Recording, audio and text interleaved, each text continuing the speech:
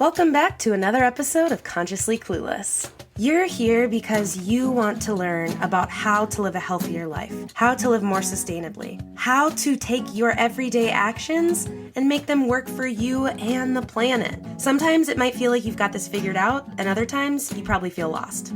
That's why I'm here.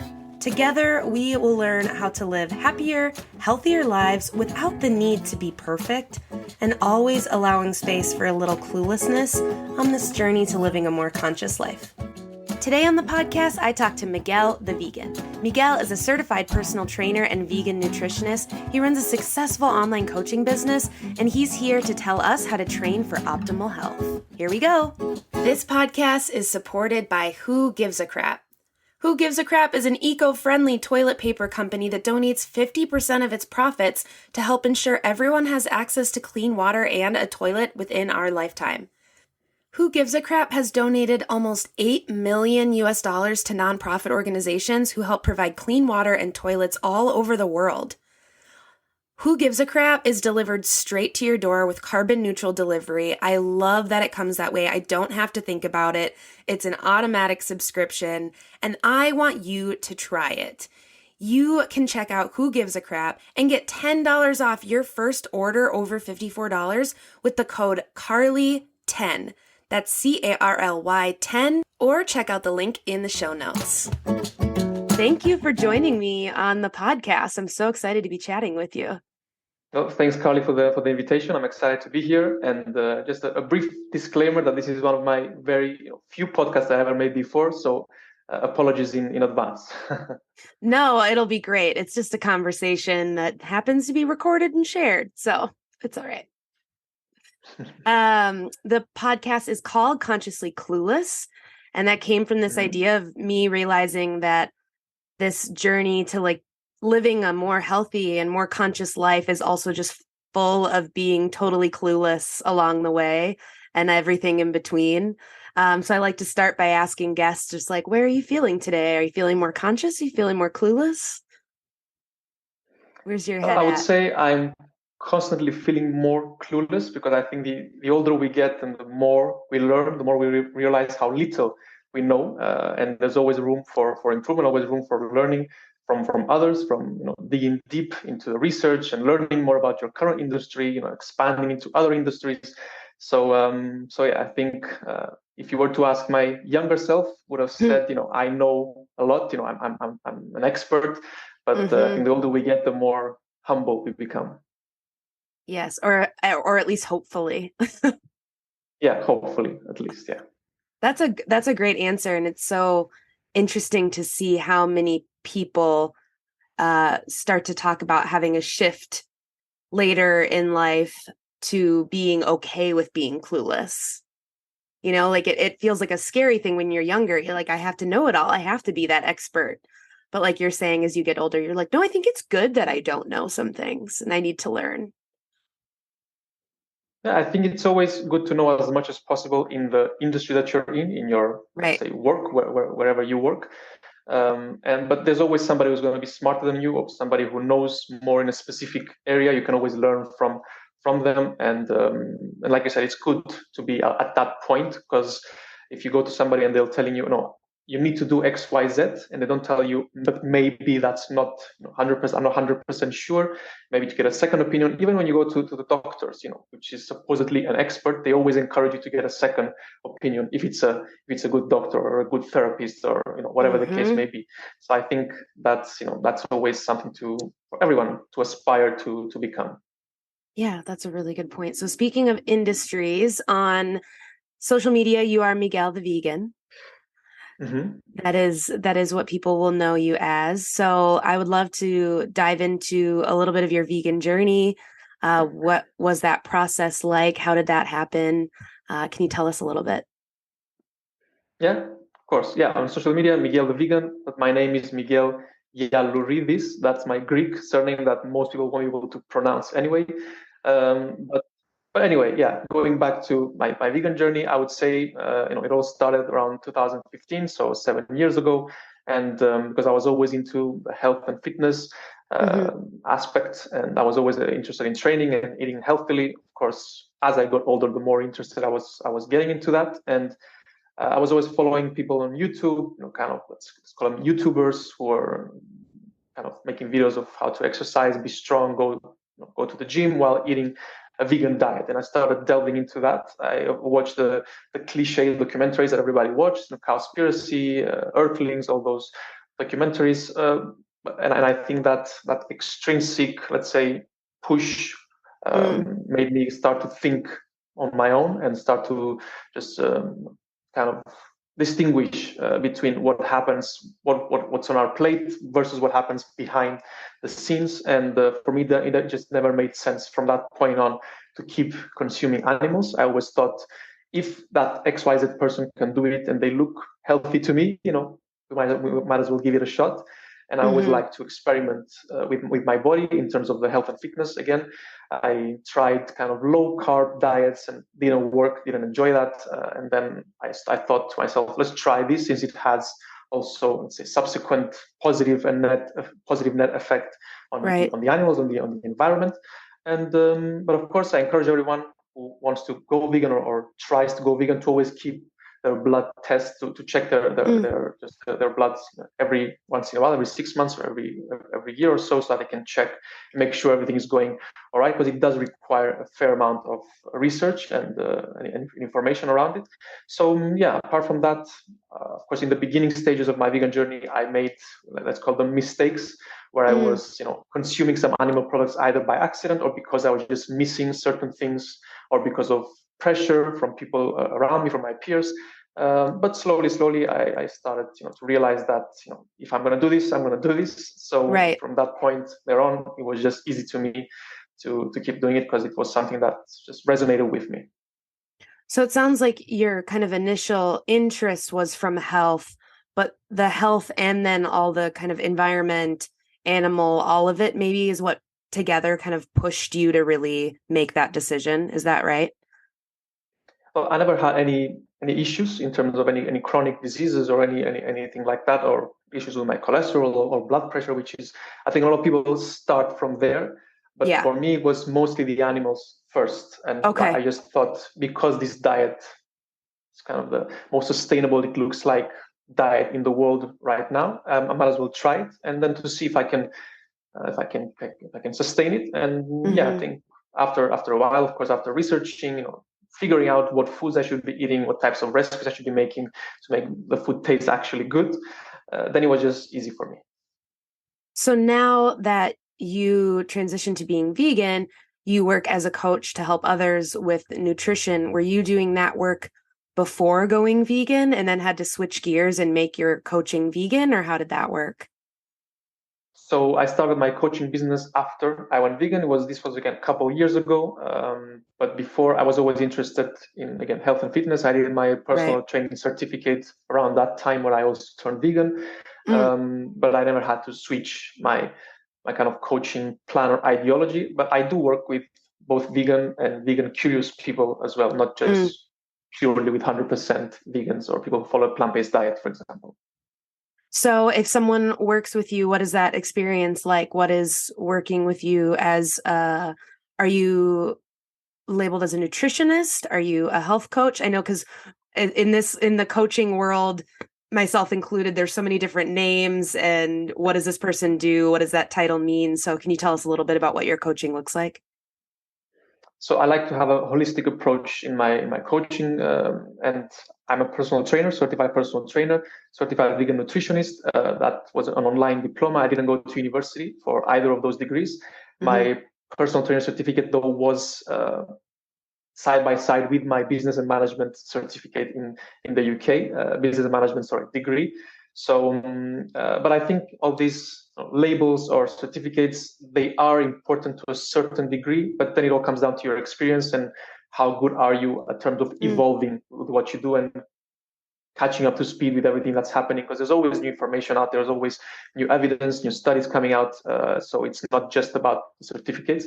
But I just want to say that, personal trainer, nutritionist, and what somebody can expect from working with me is, like I said, a holistic approach. I'm going to be diving deep into their workouts, so making sure they're training in the most optimal way finding a way that suits their lifestyle and their goals. Then in terms of the nutrition plan, it's going to be again around their goals, around their dietary patterns, around the type of diet they would like to follow.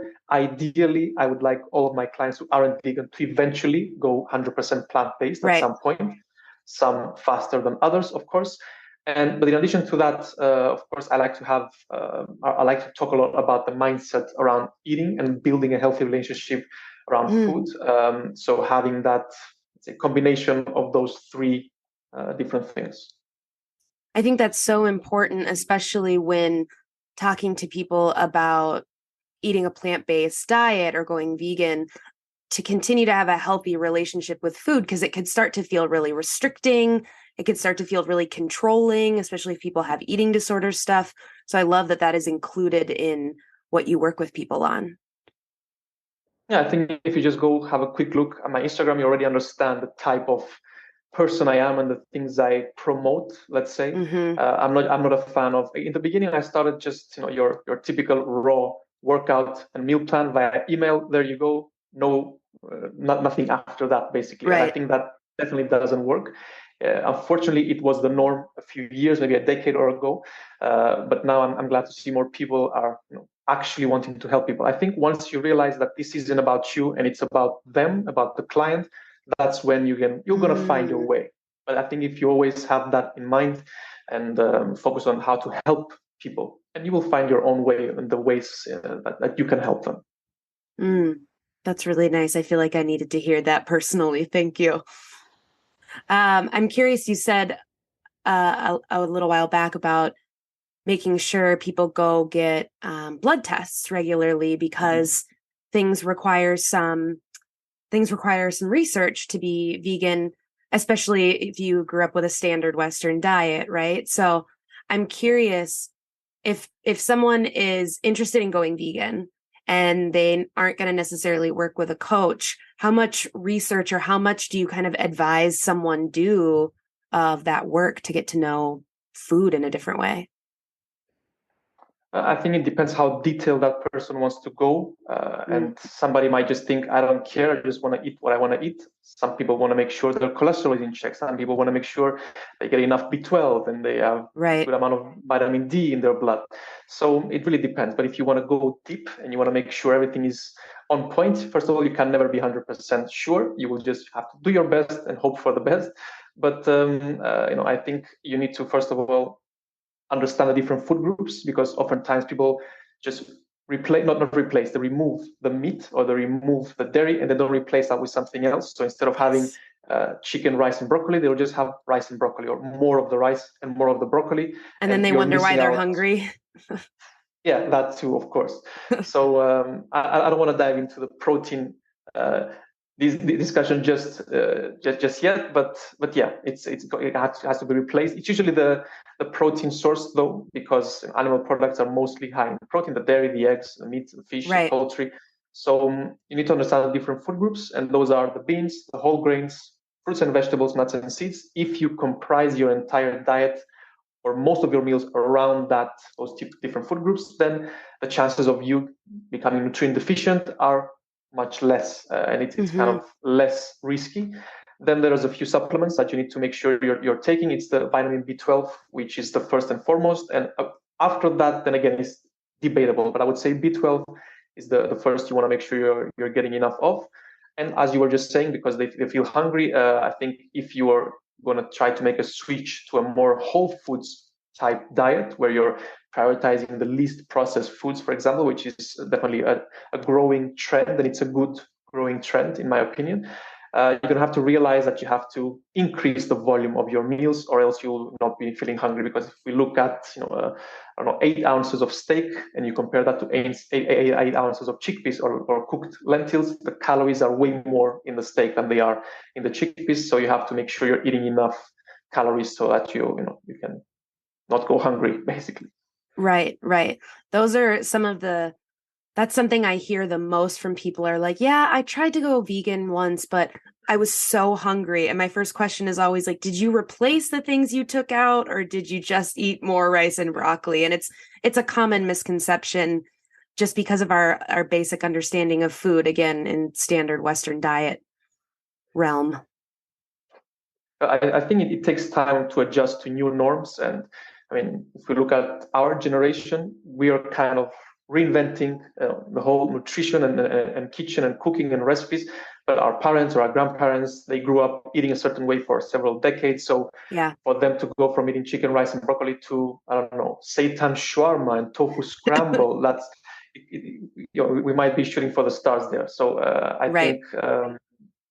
I think there should be some generational shift, and to understand that change takes time. A lot of people, I think, in the vegan, let's say, community, expect that eventually the whole world will be vegan. I don't believe the whole world will be vegan one day. I think that's impossible. But we definitely are seeing that trend of people, the growing trend of people going more vegan and eating more plant-based. I have clients and had clients in their 50s, in their 60s. There, of course, will be a lot of people who are interested at different ages, but it's definitely more of a younger person thing, in my opinion. Nowadays, more people in their 20s, in their 30s, in their 40s, somewhere around there. So I'm curious, speaking of the kind of difference in generation understandings about food or whatever it is, was there anybody in the last 7 years close in your life, family members, friends, that were like, what the hell are you doing? Didn't understand, or were maybe confused by this choice? Did you have any of that? I mean, in my immediate family, no. Fortunately, I had the privilege of having a family that's pretty understanding and supportive of my choices always. Of course, there's always the typical questions, just questions out of curiosity, but never out of judgment. But I did have some cases with friends or colleagues in the past where they were, I'm not going to say mocking me, but judging, that what I'm doing is weird and not normal. And of course, at first you might start feeling a bit aggressive, or start feeling defensive, and you might fight back, which is, I think, a very normal human trait. When somebody attacks you, you fight back or you get defensive. But I think the more you know, and the better your answers will be. If you're just starting out and you don't have a clue about anything, what has enough protein, and how do you replace dairy milk and calcium, and why cow's milk might not necessarily be the best thing for your bones. Instead, you could opt for the beans or the collard greens or the spinach. Right. So there's definitely a fair amount of research one needs to do so that they can have the best answer. But at the end of the day, you can always just say that it's just the way I choose to live, and that's it. That should be enough at the end of the day. Did you go through, because I fully believe now that there is potentially a angry vegan phase. I definitely went through it. For myself, I can speak at least that when I finally did make the decision, and I had dove in for health reasons first, and then it was the environment and the animals. And I was just like, oh, this is the best choice that we can be making. And then I was just pissed at anybody that wouldn't listen. And I was like, I have figured this out. Why isn't anyone listening? I look back now and I'm like, that's not a helpful strategy. And I see that, but it's a real thing when you feel like so many things you learned were totally shifted and you had to reevaluate that. Did you go through any kind of like angry vegan phase, air quotes?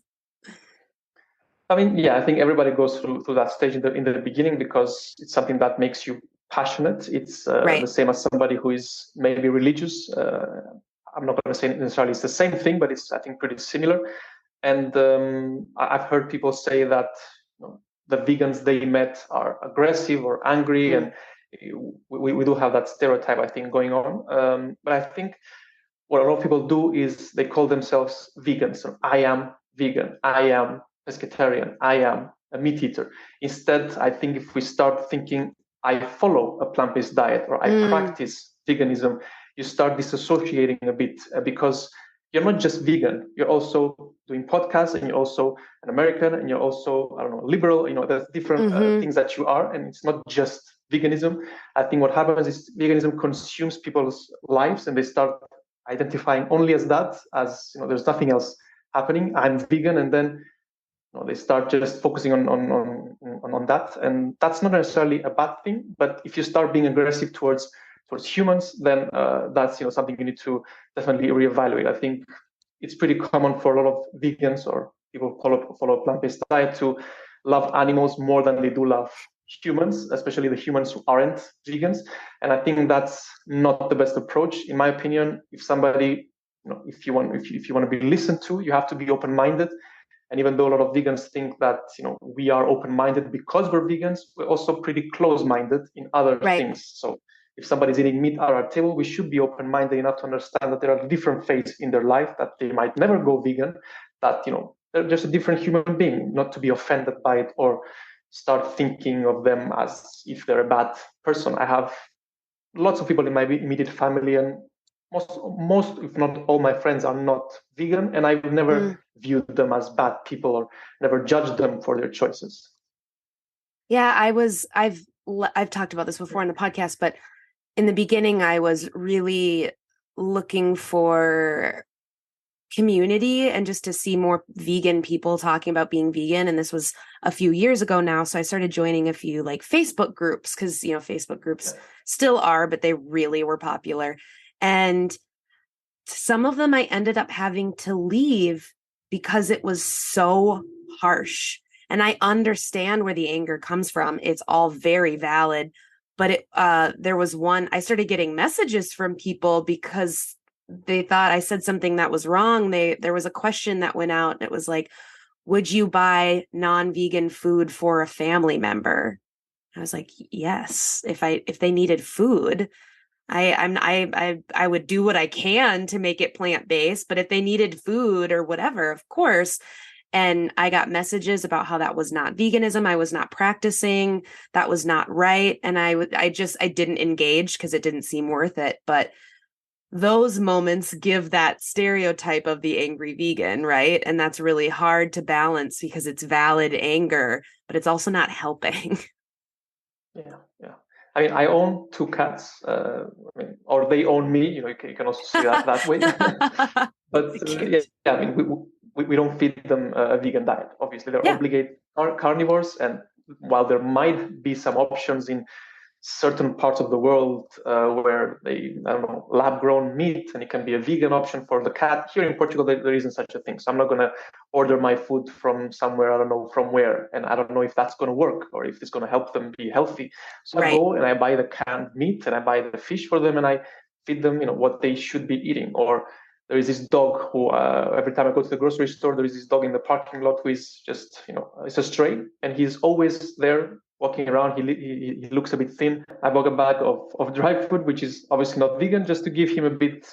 Like every time I go to this grocery store pretty often, almost twice, 3 times a week. So yeah, that's maybe somebody would judge me to think that I'm paying for something, for an animal to be killed, so I can feed another animal, right. but again, there's different point of views here, and everybody can see it the way they want to.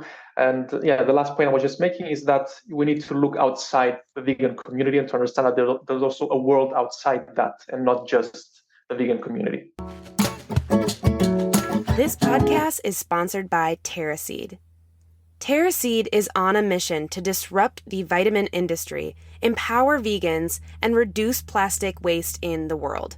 They put everything plant-based people struggle to get in an all-inclusive, vegan, compostable package multivitamin that replenishes them and our planet every single day. Seriously, y'all, win, win, win. Even if you're not vegan, this vitamin will help you get those key nutrients that you need. I am so excited to share a discount code for your first purchase. Use code CARLY50 at checkout to get 50% off. Again, that's CARLY50 for 50% off your first purchase at terraseed.com. Don't forget this code so they know I sent you. This podcast is supported by Parade Underwear. Parade believes that the materials that touch your skin should be as comfortable as possible, wherever life takes you. That's why their styles come in a large range of fabrics, from seamless universal that disappears under clothes to cozy waffles plush comfort that keep you comfy on every occasion. Parade understands that everyone deserves to express themselves however they choose because we're all unique. And Parade knows that there's no parade without our planet. They strive to make all of their products from reclaimed, recycled, responsible, renewable, or regenerative materials. This is really a win-win-win. I love Parade. I've been wearing them for a while now, and I can't recommend them enough. And of course, we love the mission. Use code consciously.carly for 20% off your first order. That's ConsciouslyCously.Carly. Consciously.Carly. Enjoy your new undies. Something that's really stuck with me since I started this podcast, because an early guest said it, and it's such a simple phrase, but I think of it, I mean, probably daily, is just that you can't be perfect in an imperfect world. And it's so simple, but it's such a good reminder that you can't be perfectly vegan, perfectly sustainable, perfectly eco-friendly, blah, blah, blah, blah, blah, in a world that isn't set up for you to do so. So to do the best you can, but to not be so hard on yourself that you make yourself miserable. Yeah, I think there is definitely a growing competition, I would say, between maybe vegans or people in general, where everybody's just trying to be better than each other. And I had many instances where I was, I don't know, posting my grocery haul, kind of, healthy vegan grocery haul or whatever on Instagram. And I bought some fruit or vegetables in plastic, and I would get these angry messages that, what am I doing and why am I buying plastic? And these types of messages, but which is definitely shows, the kind of competition, let's say, between people. I'm curious for your experience in Portugal, because in the US, I would say that there is some toxic masculinity that is pretty common, that then can sometimes play out when a man goes vegan, like soy boy, and where do you get your protein? And men seem to deal with that in a different way, in my experience and the stories I've heard, because of the way masculinity is set up in our world. So I'm curious what your experience is like in Portugal with that. I never experienced any people hating on me or attacking me or anything like that. But I do see a trend every time we go out, for example, with my wife, because my wife isn't vegan, that when they bring the non-vegan dish with the vegan dish, they always assume that she's the vegan and I am going to have, the eggs, for example. So that's definitely something that's the back of everyone's minds. Yeah, that is really interesting assumptions. But apart from that, yeah, I haven't ever experienced that. What I did experience is online, on social media, where everybody sees a bit of everything on social media. And I think, I definitely can understand the people who, let's say, are hunting and killing their own meat, and they say, I need to do this because I want to feed my family, or I understand these people more than those who, buy it at the grocery store. And if that person tells me, I'm less masculine, then it doesn't make any sense to me, because you're not doing anything more, let's say, masculine, quote unquote, than me. You're also going to the grocery store, giving them your dollars and buying the chicken in the plastic. So it doesn't mean you're doing something more just because of different foods that you're eating. But that's a good point too, that especially buying meat from the supermarket, like not much of a classic masculinity flex, right? That's not that much more. Has it been difficult ever to navigate having a partner that isn't vegan? Is that something you've ever struggled with? Because I know a lot of people talk about like, oh, I could never date a non-vegan or anything like that. I don't subscribe to that. I also live in a very small town, so if that was my rule, there would be no options. But just in general, is that ever difficult to navigate? I think it goes back to what we were saying before about being more open-minded, because if you just think that I can only be happy with somebody who is vegan, but what about all the other features of that person? Maybe that person is vegan, but they don't listen to you, they don't support you. They're, it's not, again, not only one feature. You can't just look at one feature of a person and determine if that person is good or not. So my wife is a wonderful person. She's amazing. She's always been supporting me. So I don't have anything negative, of course, to say about her. But what I have to say is that in the beginning of our relationship, also I was more, it was the beginning stages of my also vegan journey. So I was a bit more passionate, let's say, about it. We did have a few light, I would say, arguments, but nothing too serious. But the more we got to know each other, the more I understood that this is not important for me to choose a partner, for me to love someone, for me to choose to have a family with someone. Just what they eat for me isn't as important. Somebody might think it's not just the food, it's also their ethics and their character, but I don't think those are necessarily connected. I mean, she's the one who brought 2 stray cats into our home. She cares about animals. maybe more than me when she looks outside. We were about to go on holidays 2 years ago here within Portugal, and we found that injured cat in front of our house. She's the one who saw him. She's the one who suggested we need to go to the vet. And we canceled our holidays. We went to the vet. We did the surgery, and now he's here at our home, for 2.5 years. So, I don't have anything negative to say about her, and I don't see any struggles in my day-to-day life with her. If she calls me, because I'm outside, and can you bring some eggs? I'm gonna go and buy her eggs. I don't have any issues with that. Right. I think that's a really good reminder that's a good maybe response sometimes when people use that, is just that practicing veganism is that language switch is important, right? It does remind you that it's one thing about someone, instead of making that your like whole personality, because that does tend to happen. Yeah, I don't have anything against people who say that they only want to date a vegan partner, or they only want to sit at the table and eat with other vegans. They can't use an oven which is used to cook chicken, all those things. But for me, that's not the way to be, because then I think I would just forcefully surround myself only with vegans.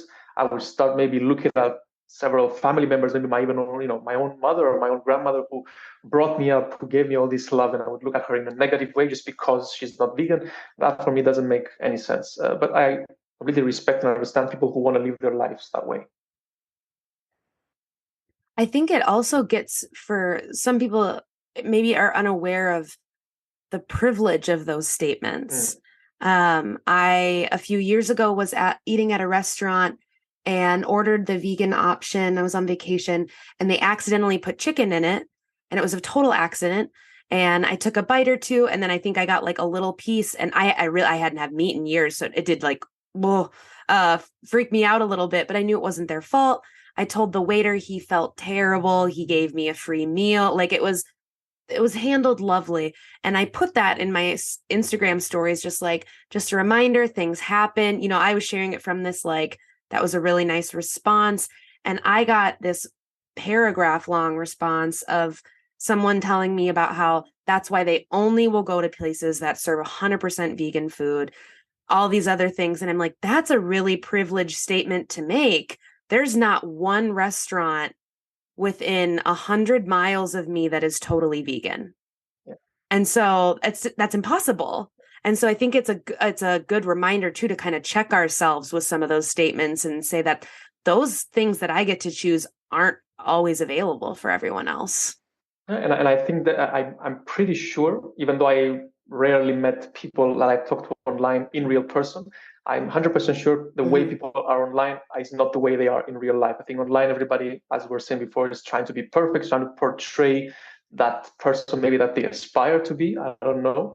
But I'm pretty sure in real life, people aren't like this, or else we would have seen them in our day-to-day life. But nobody in our day-to-day life, stops and tells you, oh, you should do this or you should do that. And social media is a place of free speech. That's why we as content creators, or anyone who wants to grow a social media following, has to accept that they're going to receive these messages. And this is a completely different conversation, of course, but I think it's important that we're not meant to be interacting with so many people at a given time. Because if you go out on the street, you're going out and walking to go grab a cup of coffee, you might meet one person that you know in the street and say hi, talk for 5 minutes, and go to the coffee shop, talk to the cashier, go back home. But on social media, somebody who has a big following, they might be receiving messages every 5 minutes. And if you start reading those messages, start interacting, or the comments, all these things, it's not natural, it's not healthy. So I think those conversations, I try to respond to as many messages as I can, just because I think I'm trying to help people. But of course, I'm going to stumble upon some messages that are just not relevant for me, not necessary, and it's just something it's just how social media is. But it's definitely not how real life is. Yeah, it's the game we play on social media a bit, because I'm sure you would agree, as a content creator, like, social media can be such a cool place. You can meet and connect with so many people. It's how I started following you and was like, he'd be great on the podcast, like, that's the joy of social media. Yeah. And then there's always that flip side of the coin too, to deal with. In the way you talk about things and the way that you seem to have kind of arrived at the mindset that you're in. Maybe I'm jumping here, but you seem pretty self-actualized. You seem like someone who really does the inner work. Is that something that's always been a part of who you are, or is that something that came with kind of switching into focusing on health and wellness and stuff? Well, I have to attribute most of my shift, let's say, like you were saying, thinking more inner work and all that, to my wife, because she's a psychologist and she introduced me to this way of thinking, into, not just doing but thinking before doing. And I always viewed health as physical, so what you eat and how you move. But she introduced me to the aspect of the mental health, which I was never aware, never did any research before I met her. And I find myself now constantly thinking before I talk and being more mindful of things, and delving into the mental health, which is a huge new realm, and one that I think is much less understood than the physical health or nutrition. But it's definitely an important one. And with the ever growing social media, and with lots of things that are happening in the world right now, I think a lot of people are struggling more. I think it's definitely apparent and obvious that a lot of people are struggling more with mental health than with maybe and or physical, but mental health is definitely something that's on the rise, and mental health issues are on the rise, and things like anxiety or depression. So I think it's important for us, who are coaches, let's say, who want to call ourselves health coaches, because health, again, it's a holistic thing. It's not just work out and lift weights and eat your broccoli. It's also, how does that person react to exercise? What's their motivation behind it? Why are they doing it? What's their ultimate goal in life? Are they happy doing this? So that's also something I try to work on myself, and it's also part of maturing, of becoming older, and expanding our horizons and understanding things a bit better. That's a big thing that, as a part of my kind of coaching outline, is why? Why do you want to make these changes? What are your big motivating factors that you can lean on when it gets tough too? Because you need those when it does feel like it's hard to make the changes that you want to make. So what are some of your big whys in why you continue to do this work, why you put up with the social media trolls and still make content? Like, what are those motivating factors for you? Well, I'm not going to lie that money is one of those motivators. I think everybody wants and needs to make money, or else you can't survive in this world. Hell yeah. But yeah, money aside, which is always a byproduct, it's mostly about helping the most amount of people that I can, while also respecting my work, because I could, of course, charge way less and have way more people, but then my quality of work would suffer, my personal life would suffer. So I always try to find that balance. But at the end of the day, it's about helping as many people as I possibly can. And that's going to, of course, change from time to time based on the circumstances and how I deal with my business. But yeah, it's a combination of helping as many people as I can, making some money while I'm at it, because I'm a full-time coach and a personal trainer. I don't do anything else in my free time in terms of work. And yeah, that also inner satisfaction, of course, because everybody who has an Instagram following or has their own business, they want to see those things grow. So it gives you satisfaction that you're actually doing something. This is actually working. So it's a combination of those three, I would say. What are some of your kind of like top vegan nutrition tips? We got into it a little bit earlier with, I'm switching gears back to nutrition. Okay. We got into it a little earlier with B12 and making sure we're kind of eating enough calories and stuff. But do you have any kind of like top vegan nutrition tips that you share with people that you can share with listeners? So my top one would be to eat enough.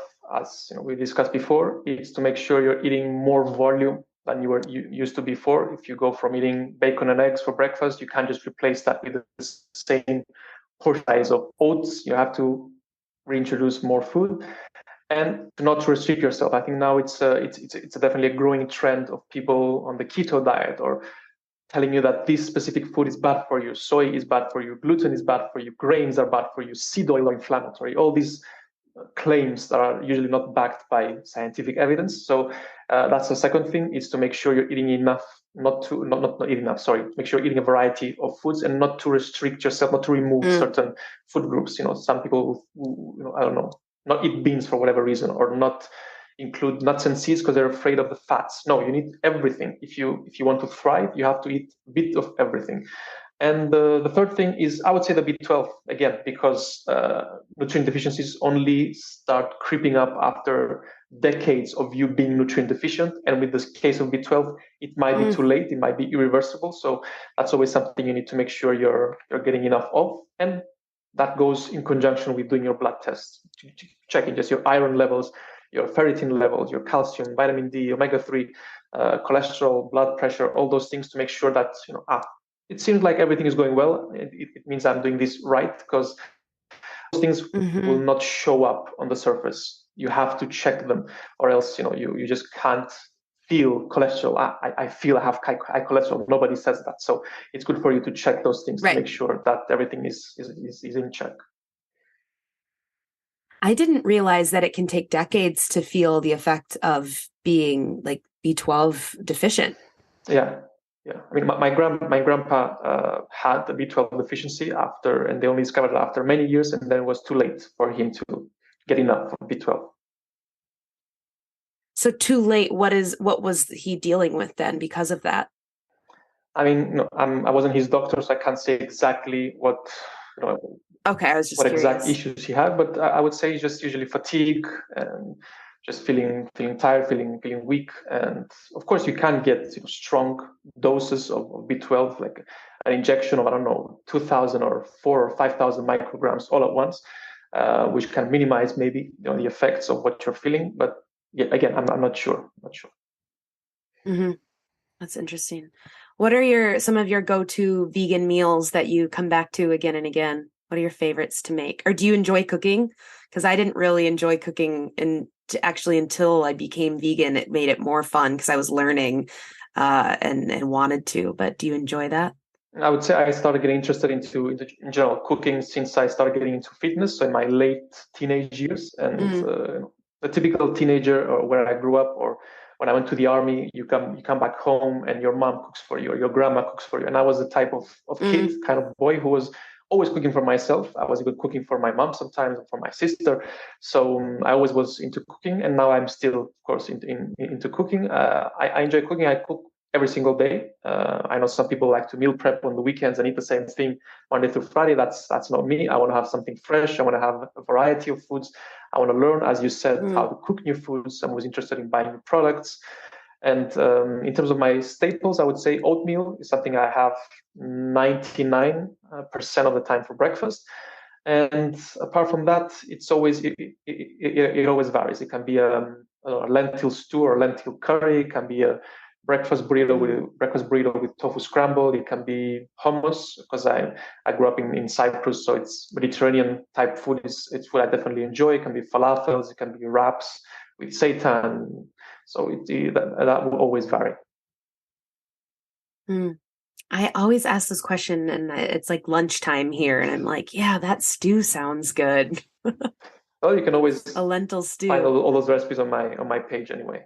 Yeah, I was exploring that earlier today. I'm excited to try some of the recipes that you share. I'm really bad at seeing recipes on like Instagram that I want to try, and then I save them and I don't go back to them. But when I was going through your page again, I was like, these are some of the ones I've saved and I need to try. So I will keep you posted on that for sure. Yeah, I'm exactly the same as you. I save them, and then they're just piling up there, and I never actually check them. At the end of the day, I just do what I want on the spot, or I just revert to previous recipes. Or yeah, it's Yeah. I have my staples that I'm like, well, I know that's what I'll probably eat. It's easier when you don't have enough time to think and prepare. And one day I might have kids, and that's going to be even worse. So it's good to have some staples, and just I think not a lot of people have time to go through a recipe and look it up and then sit there an hour or two cooking. I think very few people, first of all, have the luxury and enjoy that too. Right. Absolutely. Yeah. I like to cook, but I'm not someone who like enjoys like 2 hours of cooking. That's too much for me. Yeah, same here. This has been really fun to chat and to learn more about what you do. Do you have anything to share with listeners that I haven't given you space to share? Well, I mean, regarding my interests and my business, it's like I was saying, it's training, nutrition, and the relationship with food part. I think those are three completely separate things, though, and I think it's always difficult for anyone who has a business to find their niche if they are interested in multiple things. I find myself being interested in all the three, and but lately I decided to focus more on nutrition, for example. Now I want to read more studies. I want to understand more nutrition side of things, and maybe not prioritize so much the mental health / relationship with food thing, or the exercise anatomy, exercise science, and all of that, and just focus on the nutrition side. Because I'm interested in all three, but it's always difficult to navigate all three at the same time, to grow in all three at the same time. And I think that's definitely something that's going to help you become an expert in your field, is to find that specific field and stay on there as long as possible, rather than jumping from one to another. But of course, there's also people who are interested in multiple things at the same time. So you can always grow in multiple areas, just not as fast probably as you would have grown if you focused all your time and effort in one area. But for me, it's all those three. I don't know how it's going to be in the next years, but for now, it's all those three, and I'm going to be shifting from one to another as I go. I think that what you just said is good advice anyway in making changes, right? When we're trying to make changes, or at least for myself and some others people I know, when you're trying to make changes, oftentimes we get excited, especially when it's like the new year hits and everyone's gonna like be a completely different person come January 1st. That there's just like, I'm going to work on all 10 of these things that I've been needing to do, and I'm going to change them all at the same time. And that doesn't necessarily work. It can be really, really overwhelming to try and do that. So finding something to hone in on and feel really solid in can be helpful in my experience to then making other changes. Yeah, I completely agree. And I would say it also it's also the same when it comes down to weight loss or any type of goal. And this is not my saying, let's say. I've heard it from somebody else, but it definitely resonated, and something I also practice with clients and with people that try to help lose weight, for example, is not to focus on losing the, 50 pounds that you might think you need to lose, or the 20 pounds. Is to focus on that first pound. And once you've done that, focus on the second pound, and then on the third pound. Because if you set yourself too high expectations, or two things like you were saying on the list, then you're just setting yourself to failure and to disappointment. Instead, focus on those short-term goals, on those short-term wins, which might not seem or sound as fun or as exciting, but that's how you just make progress. It's little by little. Rome wasn't built in a day, and you also won't lose 20 pounds or 30 pounds in just a week or two. Yeah, 100%. Thank you so much for joining me. I can't wait to share all of your knowledge with listeners, and I hopefully look forward to continuing to connect with you in the future. Likewise, it's been a pleasure being here, and till next time. Thanks for listening to another episode of Consciously Clueless. If you're enjoying this podcast, please subscribe, share with your friends, put it on social media. Don't forget to tag me. If you're on Apple Podcasts or Good Pods, leave a review. Reviews and shares help more people to see the podcast and join in on the fun. If you want to make sure to stay up to date on future episodes, follow me at Consciously Carly on Instagram, Facebook, YouTube, or Pinterest, and head to consciouslycarly.com to sign up for the newsletter. Ready for more conscious living content? Check out patreon.com/consciouslycarly and join the exclusive community over there. And finally, if you're ready to take better care of yourself and the world, let's work together. Click the link in the show notes to head to the website, find out more, and schedule a free discovery call with me. Chat soon! In 2016, Mint Mobile was born because its founders thought that big wireless was, well, dumb. So they decided it was time to create a smarter wireless company, one that extends its middle finger to conventional truths while also pointing out where big wireless is letting people down. They're online only. You can buy plans that are 3-month, 6-month, 12-month, no contracts. Choose to stay as long as you want. There are no overages. There's no surprises. There's just no BS. And for someone who lives in a remote area like myself, I can attest to the fact that the service is great and I have truly had no problems and oftentimes is better than the big wireless companies I was with before. To find out more about how Mint Mobile can work for you, hit the link in the show notes so they know that I sent you.